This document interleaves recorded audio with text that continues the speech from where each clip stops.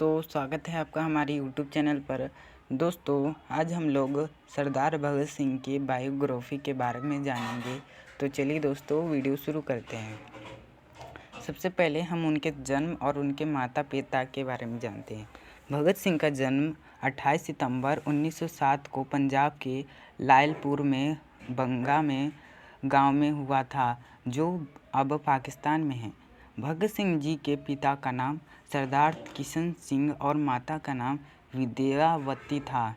जिस दिन भगत सिंह पैदा हुए, उसके पिता व चाचा को जेल से रिहा किया गया था। इसी खुशी में उसकी दादी ने, उनकी जो दादी थी, दादी ने उनका नाम भागो वाला रखा था। बाद में उन्हें भगत सिंह कहा जाने लगा। ठीक है, अगला है हमारा बचपन और उनकी शिक्षा के बारे में।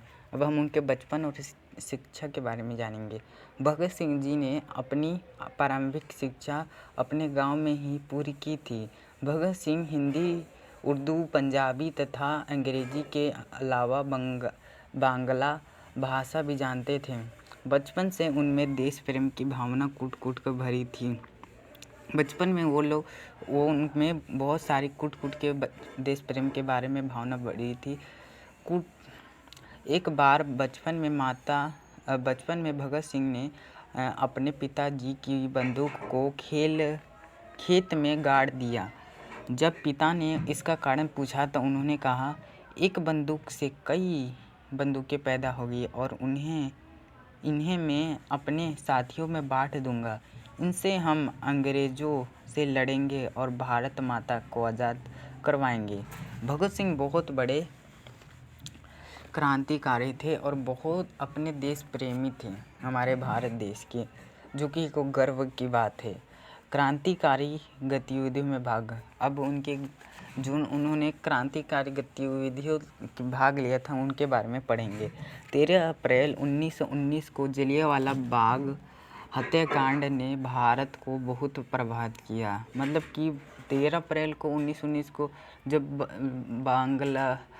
जलियांवाला बाग में जब हत्या हुई थी, तो इससे भारत के लोगों पर बहुत प्रभाव पड़ा।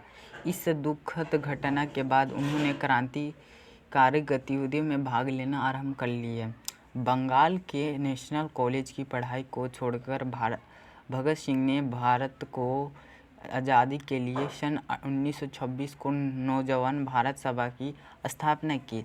लाला लाजपत राय जी ने की मृत्यु का बदला लेने का निश्चय किया। उन्होंने लाहौर में सारकंड को मारा। अब उसमें हम आगे क्या पढ़ने जा रहे हैं, असेंबली में बम फेंकना। जब उन्होंने असेंबली में बम फेंका था, उसके बारे में पढ़ेंगे। ब्रिटिश सरकार ने घोषणा व गलत नीतियों के प्रति विरोध प्रकट करने के लिए सरदार भगत सिंह और बटुकेश्वर दत्त ने 8 अप्रैल 1929 को केंद्रीय विधानसभा में एक धमाके वाला खाली बम फेंका था उन्होंने, सही, ठीक है। वे वहाँ से भागे नहीं, बल्कि इंकलाब जिंदाबाद के नारे लगाते रहे। सरदार भगत सिंह जानते थे कि अंग्रेजी सरकार इस जुर्म में फांसी की सज़ा देगी, परंतु वे अपनी कुर्बानी से देश में जागृति लाना चाहते थे। आज़ादी की लौ को सारे देश में जगाना चाहते थे। अब भगत सिंह की शहादत के बारे में हम पढ़ेंगे। 17 अक्टूबर 1930 को सरदार भगत सिंह, राजगुरु और सुखदेव को फांसी की सज़ा सुनाई दी गई। 23 अप्रैल सन 1931 के लाहौर के जेल में उन्हें फांसी दी गई।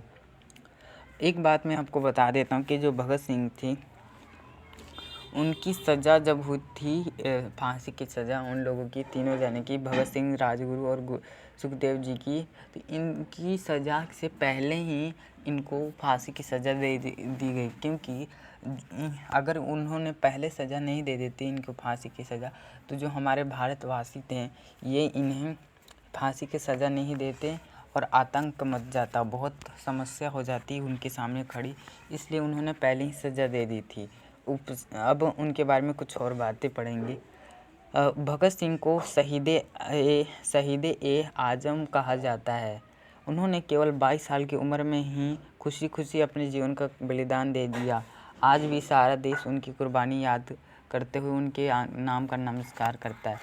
देखिए, शहीद भगत सिंह बहुत बड़े देश प्रेमी थे और बहुत सारे लोग उन्हें देश प्रेमी के नाम से और उनका भक्त है। एक तरफ से लोग मैं भी उनका बहुत बड़ा भक्त हूँ और वो हमारे देश की शान है एक तरह से।